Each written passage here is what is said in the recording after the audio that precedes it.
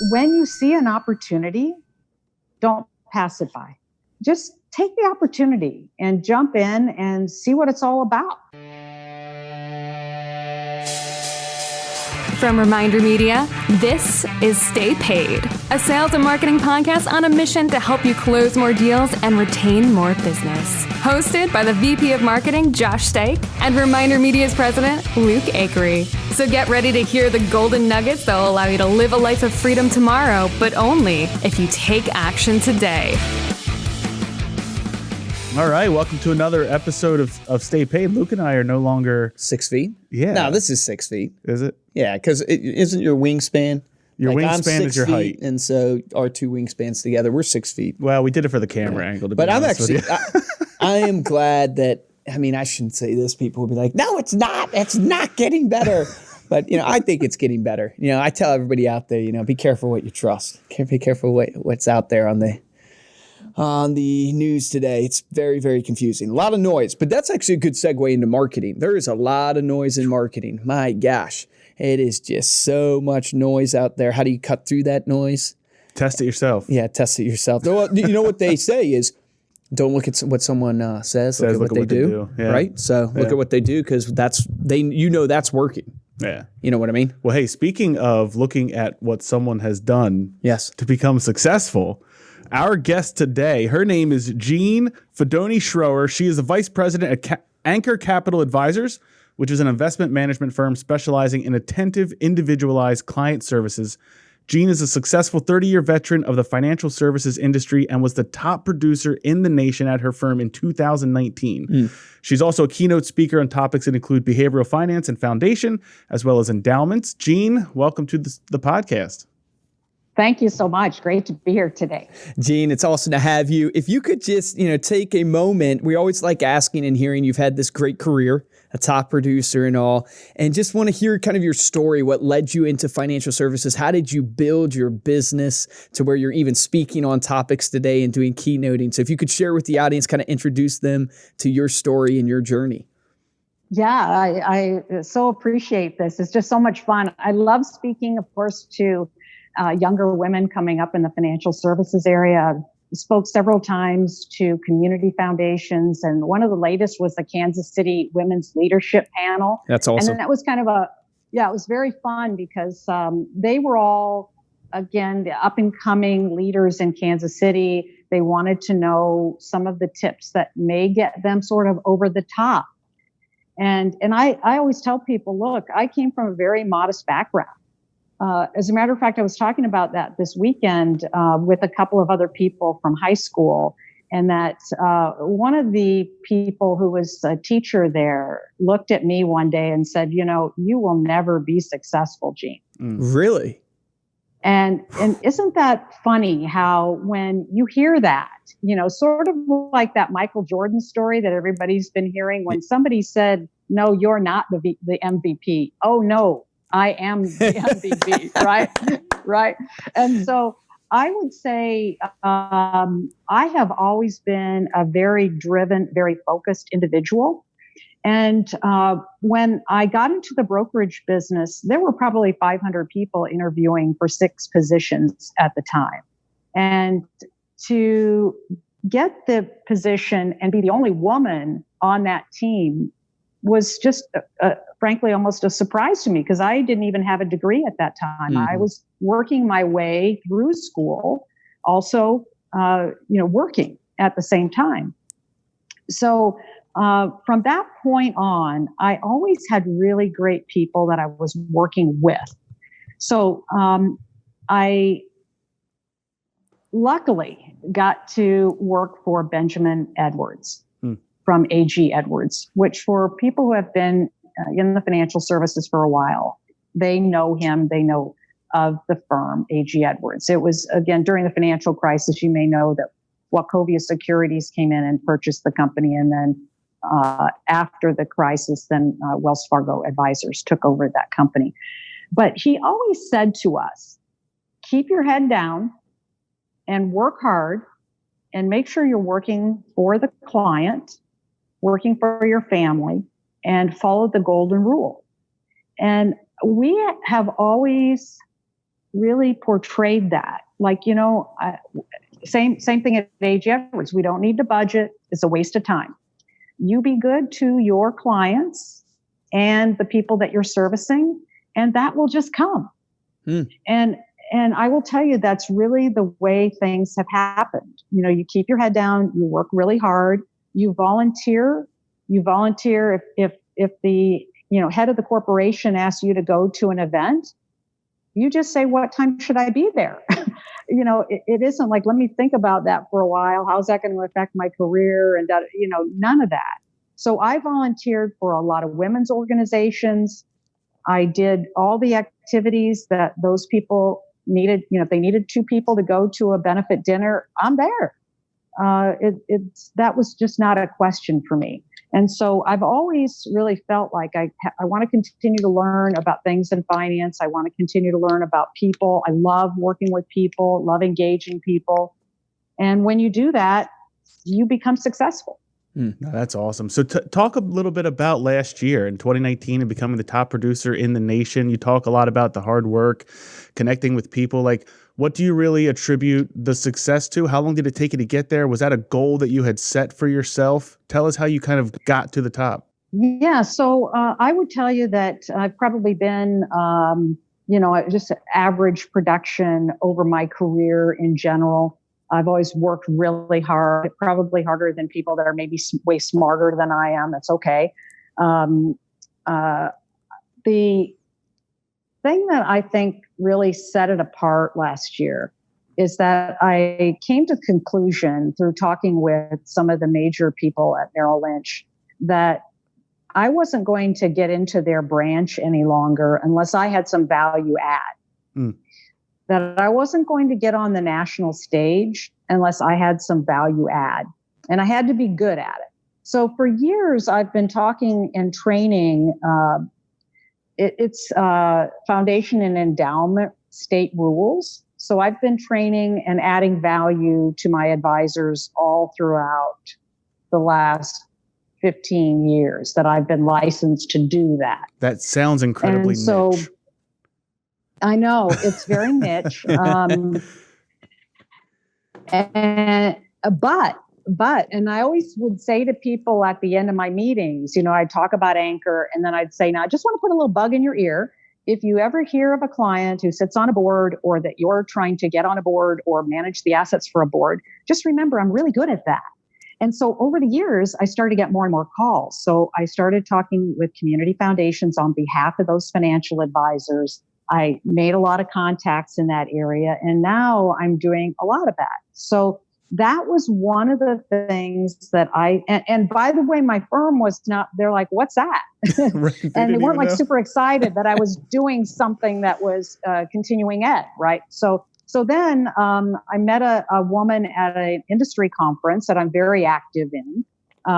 And she said, you know what, I provide some CE credits too on this new thing called behavioral finance. And at that time, nobody was doing that. And this was like 4 years ago, right? Nobody was speaking on behavioral finance. And I needed the CE credits to get into my branches.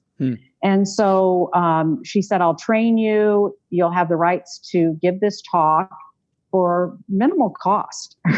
And so, okay, like cost benefit. Okay, yes. My Wharton designation comes in handy for some things. So I said, yeah, I have to do that. And so what ended up happening is last year, the year before, I got on the national stage with that talk. Wow. And I'm now licensed to do 2 of those talks. It totally opens up. Like, for example, last week I was on the Baird webinar, the most ever they've had for a webinar, 196 people, stage for Morgan Stanley, stage for Arvest, stage for RBC Women's Conference. So it's become a hot topic, and I'm doing it now for like 4 years. So, and doing all the research along with it. And people are like, geez, okay, not only has she done the research for this new thing called behavioral finance, because frankly, I need to keep clients after one of the people passes away in the family. And she actually has some industry experience. So I was a financial advisor for 7 years, got married, had to move because of where my husband was being transferred to, then got back into the home office. And then when he was transferred again, I came out on this wholesaling side of the business because I could, pretty much live wherever I needed to live. And so when you have that little niche and you have something that is different, and I love training people and I love engaging people, the financial advisors know they can call me if they need help with anything, and they do. And so thus you get your name out and you get more production. Yeah. I mean, so many marketing and sales principles in there, adding value, right? What can you add value in that people need? Differentiate yourself. No one else is talking about this stuff. You found a unique differentiator in your business. And then ultimately, we just had Tom Hegna on the podcast, and we did a webinar with him. He says the riches are in the niches. Yeah. And that idea of niching down and finding something very specific, because then you become the go-to, the only one that they can come to for that advice. Yeah, it makes me think of the interview we did with Jay Baer. And I was just on the phone actually today doing a coaching call with Anna Hackfeld. Yeah, so Anna won the Stay Paid competition. Yeah. So I was doing a coaching session with her, and she was talking about wanting to apply this idea of educating the community, even the FSBOs. And if you remember from the Jay Baer, he explained that example of the agent down in Florida. There was a ton of people in his price range that were trying to sell their home on their own for sale by owner. And instead of attacking that and saying they're stupid, you shouldn't do it, he educated them on how to do it. And I see very similarities between stories of you grew your business through connections built by education. And there's a ton of opportunity out there, I think, that people are missing in this area of education. Advisors, I think, capitalize more on it than real estate agents, because they do seminars. Yeah. They do educational seminars, where real estate agents aren't really doing any educational seminars.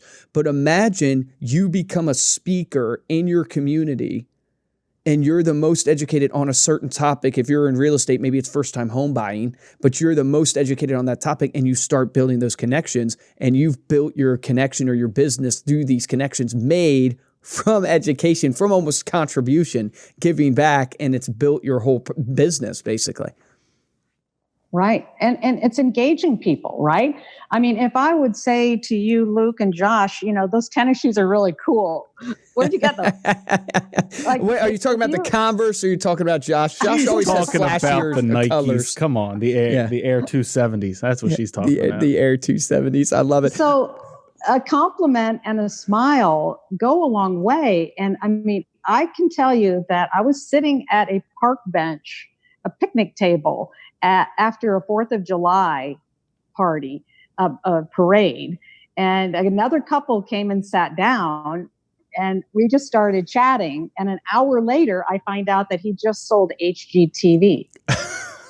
No way. Yes, way. and this is just another example. A lady I'm keynoting in Wichita for a financial advisor, women in investing, right? I'm keynoting. And one of the ladies in the audience who they asked to come and speak about her charity, she, of course, in a little wheelchair, her daughter takes her up there and she gets the microphone, she talks. And I'm saying to myself, I've got to go meet this lady because she's a cool gal.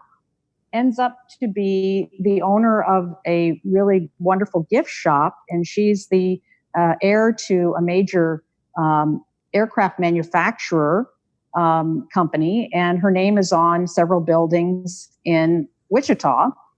That night, we went for dinner at her country club and had an unbelievable conversation. That is amazing. There's such a big golden nugget, really two golden nuggets there. It's just, you just never know who you're sitting beside. You never know who you're coming into contact with. We just interviewed Zach Benson, which I don't know if it will be out by the time this is released, but we stepped beside him on a plane going to Costa Rica, and we stepped beside him on a plane and figure out he owns this company, Assistagram. It's all about Instagram and PR, and we end up getting him on the show. But I also think the other golden nugget there is, so be engaging, be open, all that stuff, but also this idea of contribution. So, but it's hard to talk about from a business standpoint because I don't want the audience to think that you should be going into this idea of contribution, i.e. charity work, giving back, just because you think it's going to help your business. There has to be a true why there and a true belief. Like you obviously have a passion for helping younger women come up and rise up to greater levels. And so there has to be a natural passion there. But every person that's listening to this podcast right now should be thinking to themselves, where are you giving back? And what are you passionate about? So if you're a dog lover, why aren't you giving back at the SPCA or whatever? Wherever the adoption agencies, the rescue agencies are. If you're, involved in your church. All right, that's it. I'm getting a dog. Get a dog. I'm getting a rescue dog. Well, don't you have a dog? You convinced me. Yeah. I'll get another one. I'll get another one. We do. We have 2 dogs now because we rescued one. I don't know if I will not, if every dog that I get from here on out is going to probably be a rescue because those stories are so sad when you hear them. But that contribution is so key. Yeah. Yeah, one of the things I recommend to the financial advisors is to get out to the entrepreneurship community and volunteer to mentor them, to answer questions, to get them contacts for the banking relationships or marketing relationships or whatever. Because frankly, when you're involved with these sorts of organizations right now, and these are really big organizations. The philanthropists in the community, we gather, right? And we gather to help. And so the organization that I belong to, that I am on the board and I'm on one of the boards, I'm judging and on the gala committee and things like that, is called the Arch Grants.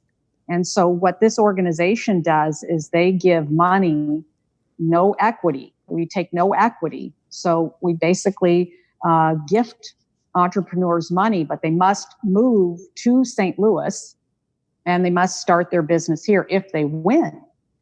And so all the entrepreneurs in the community, and usually they're very high net worth people, they will also be judges and on the committees. And so it's been so much fun. So they're either angel organizations or they're these nonprofits. But I highly suggest advisors get involved with these organizations because number one, they need your help. And number two is you will meet the real hidden philanthropists in your community that you would just never know. Like I sat next to the guy on my first day of judging 4 or 5 years ago who had sold probably 6 or 7 technology companies. And I would have, again, the guy sitting next to you on the plane, right? I mean, he's got jeans on and a t-shirt. Who knows, right? Who was it?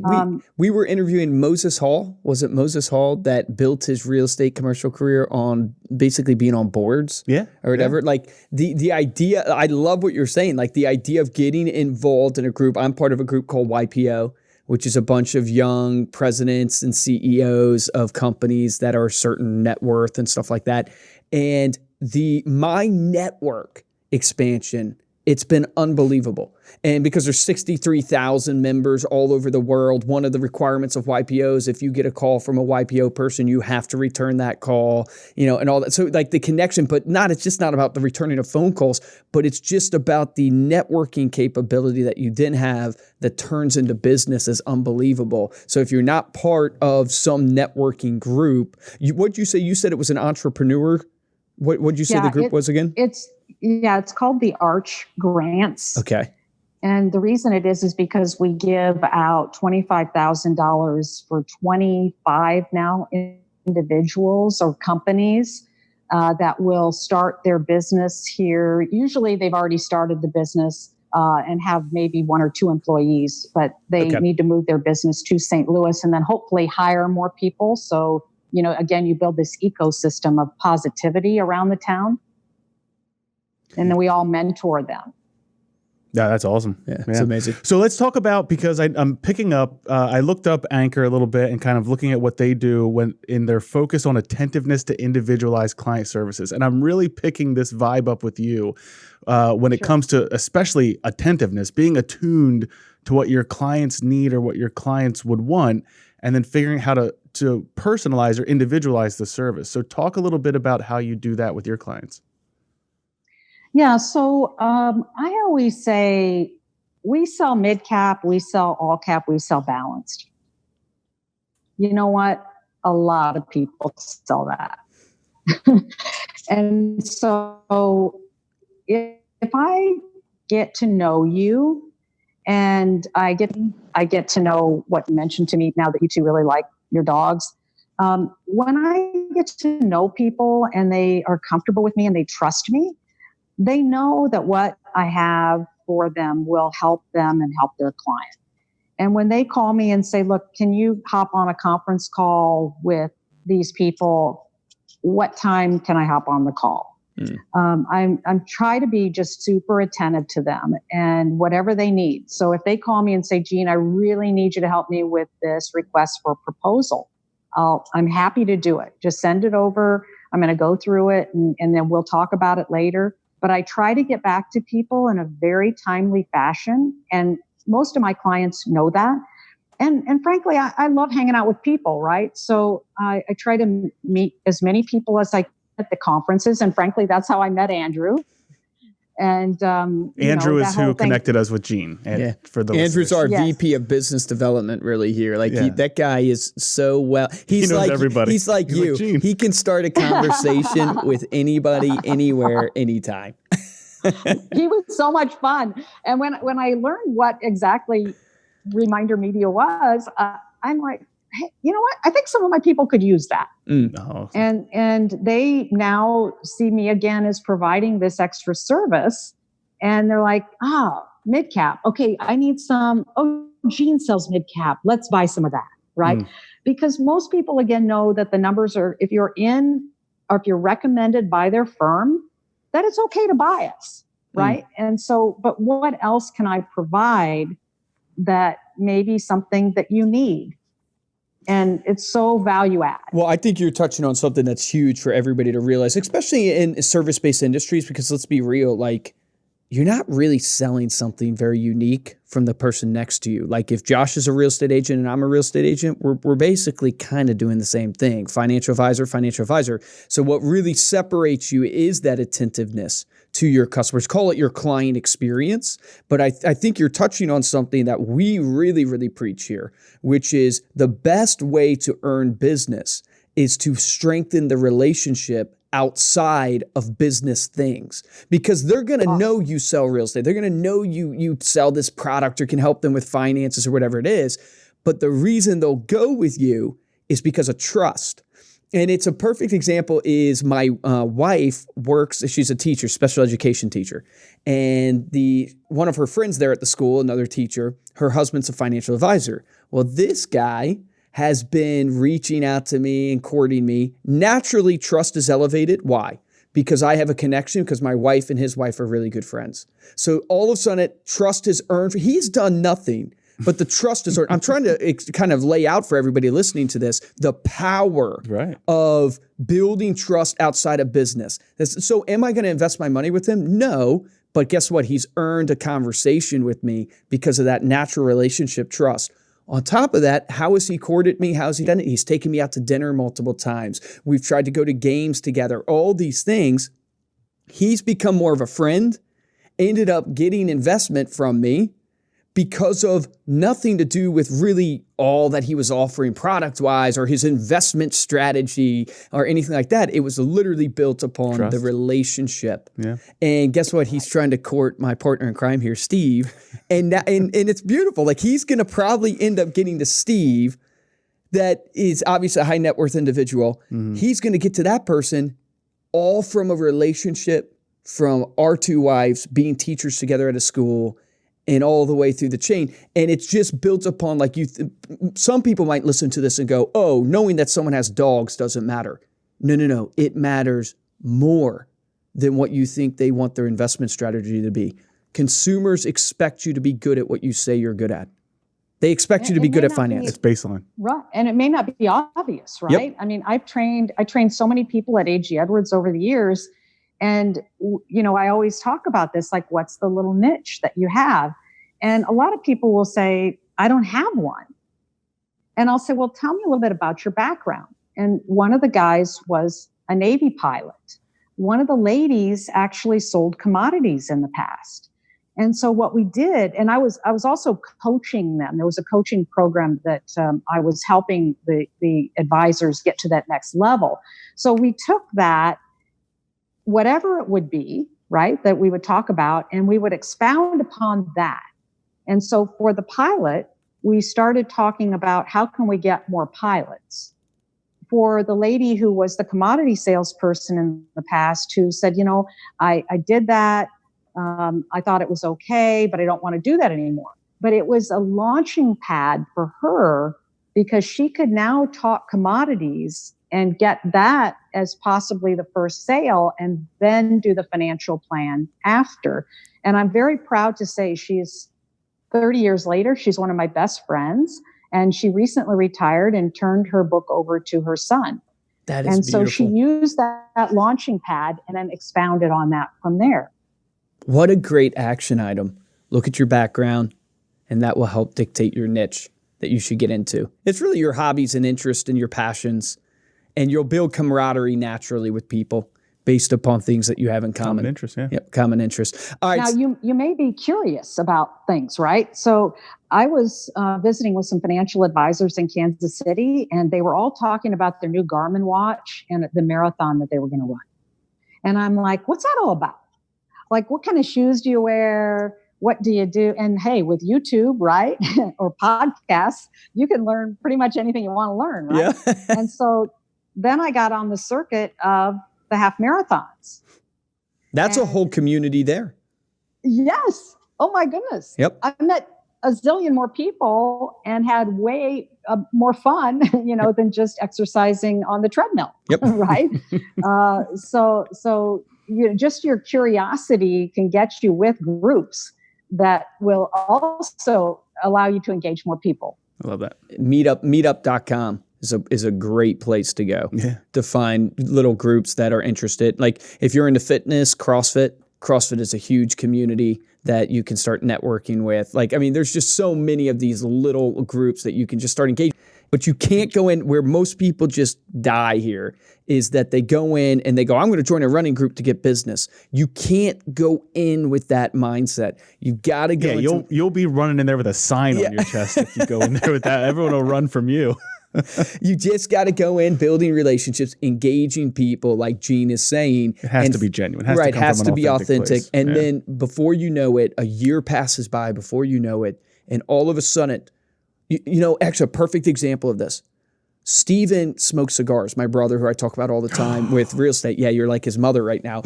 I can't believe he smokes cigars. But okay, so big time real estate. You know what he was blown away at? When he looked back at his past sales, so he's done over 95 this year already, and we're a little over halfway through the year. He said, I can't believe how many deals have come from the people that I've built relationships with from the cigar shop. How crazy is that? Right? You have to get the aficionado magazine. You have to hang out at the cigar lounges. It's, you pull out a Cuban every once in a while, and people are like, hey, we'll get that. Yeah. Right. There's camaraderie. Right. It's camaraderie. There was one gal who would always be in the same, how they do in the marathons and races, right? You have to be in your age group. And every time I get there, I'm like, oh, darn, Mary, you always beat me like 2 minutes. I'm really bummed. And then we'd laugh about it, and so you just built that camaraderie from being in the same groups. And I didn't know her, she didn't know me, but now, of course, we're friends. So I just think, again, business is serious, right? But you can actually have so much fun. And that was really a Ben Edwards mantra.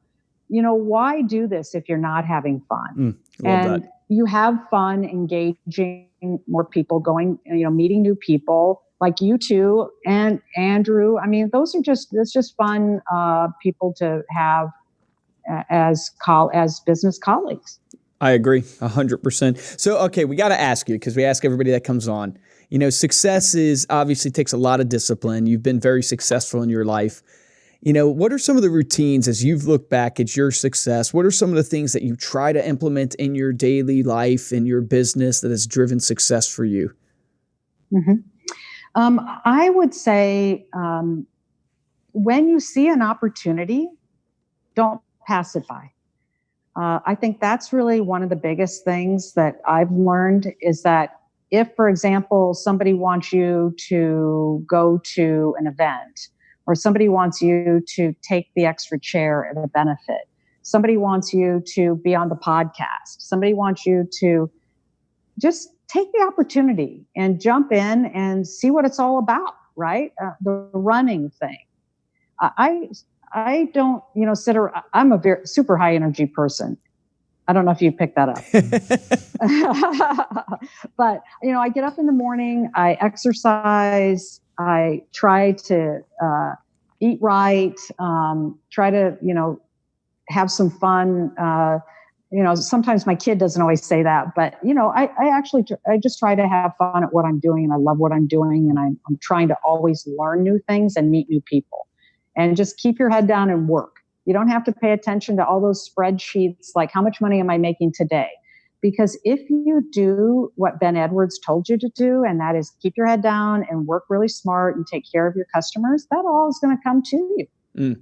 I love that. I think it was Richard Branson that said, if an opportunity presents itself and you don't know how to do it, take the opportunity and learn how to do it later. Say yes and learn how to do it later. Figure it out later. I agree. Well, that guy started an airline, so I think he knows what he's doing. But okay, so then last question for you, and this one might be a little deep, so we don't want to get too emotional here. It causes some people on the podcast to cry. Knowing what you know now, what would you go back and tell younger Jean? Wow. Okay, that's a tough one.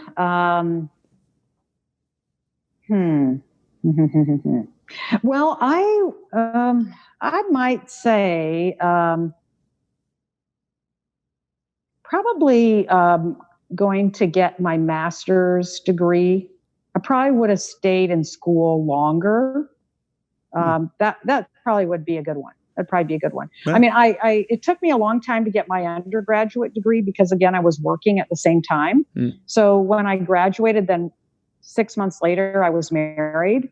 I probably should not have taken the time off between getting married and having my first child. That I probably should have gone to get my master's. I ended up getting my 2 designations, and I'm working on a 3rd designation right now. I probably would have wanted to get the MBA. There you go. That's a good one. There you go. Love it. Well, hey, Gene, I'm going to break format if it's okay with Luke. Oh, do it, man. Luke, may I break format? This is terrifying. Huh?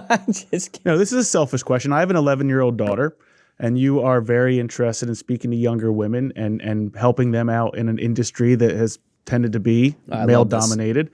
What would you tell me that I can tell her when she's ready to start looking at her profession and her career? What advice could I give her to let her know that there really is no limits to what she can do? This is a really good question. My husband also was the head of HR at Union Pacific and also the head of diversity. And when we would go to the Black Employee Network meetings, the Latino network meetings, the women network meetings, there was a big theme. And he's very wise about this. And what the theme actually is that people are people. And there is a difference in aggressiveness amongst people. And he studied this. And so he would basically have to tell the women and some of the minority employees, it's okay to ask for a raise. It's okay to be treated fairly. But if you don't speak up, somebody else will get that better job and you won't. And so, again, I thought that was very telling when they did the survey, that there are groups of people that aren't as aggressive and aren't as then elevated to because they aren't speaking up. So I would tell her that you have to stand your ground. Like in 1984, when I got in the business, there was a guy fighting. We had to share what at that time was called a quotron to get stock quotes. And he continued to hog the quotron. as he put it, and by the way, we're friends today. But he said, I need it because I'm trading stocks every day, and all you're doing is doing financial planning with mutual funds. And I said, no, that doesn't mean you have to have that computer over on your side all the time, right? You have to share the computer. And so if somebody would not have spoken up to him, if they were more passive, he would have continued to have that computer. And again, we're friends today, and we mutually respect each other, I think, because I stood up to him. No, that's awesome. Thank you for sharing that. I love that. Dude, great question. Break format anytime. That was worth the whole podcast. Well, Gene, thank you so much for being here. Before we close out, let people know how they can connect with you. Yes. J Fidone at anchorcapital.com. And Fidone is... Oh, sorry. You go ahead and spell it. That's okay. It's okay. JFIDONE at anchorcapital.com. I'd love to chat with you. I'd love to answer questions. You tell me what you would like to do, and I'm here to help out. Awesome. Thanks so much again, Gene. And thank you for listening. To dive deeper into this episode, to get the show notes and the video for this podcast, you can go to staypaidpodcast.com. And if you're looking for ways to support the show, which I know you are, there's only 2 ways that we ask you to do that. And guys, they're completely free. And they're simple. We will not charge you $1 to do either one of these 2 things. First one is to head on over to iTunes, leave us a review. 5 stars if you like this podcast. Make sure to leave a comment. But we do not discriminate against reviews. We would take all reviews. We will take a 1-star review. As a matter of fact, we haven't had a 1-star review, so I dare you. This is your challenge. Andrea's like freaking out behind the camera. She's like, what are you doing, Josh?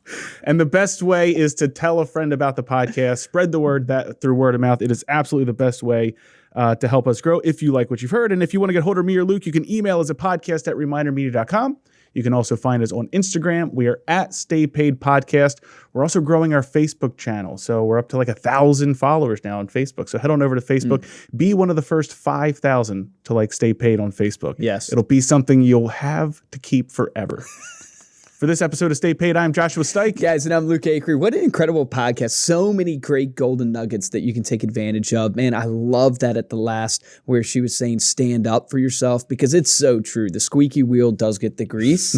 And it's just, I mean, all these sayings have a lot of truth to them, but I think that's a really powerful thing. But the action item that I want you to do that I think will really help you not only define your unique value proposition in your business, which we've talked about in other podcasts, but I think will really help you in your lead generation and your referrals and your ability to network and get other, business is I want you to look at your business and choose a group that you should be a part of. If you have no groups, choose a group. If it's the running group because you're passionate about running, if it's your church and there's groups there that you can get involved with, some type of contribution-led group that you can get involved with and start networking with people that have camaraderie with you, things that you're passionate about, and just watch the power of that. Like my brother, like Gene, they end up getting so much of their business and building their career, and just all they're doing is enjoying their passions and networking with people. If you have a group that you already have, you go, I don't need another group, Luke.